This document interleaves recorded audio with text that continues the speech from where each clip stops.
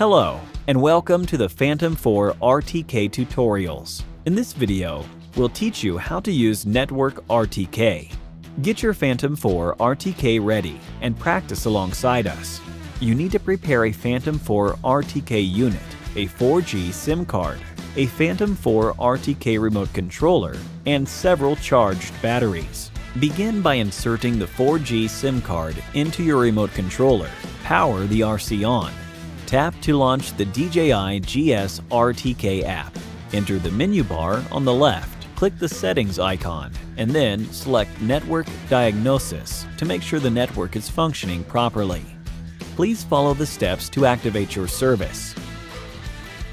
Return to the GS RTK app's main screen and select Fly at the bottom left of the app.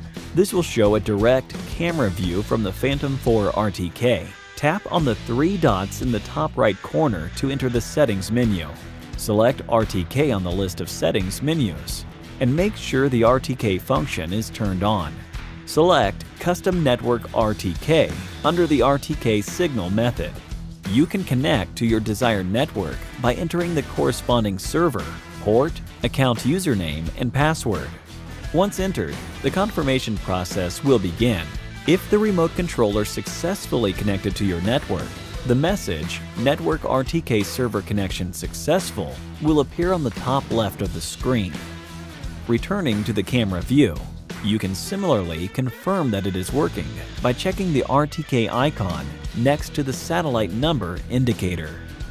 The icon will start off as red, but will turn white 30 seconds after being activated.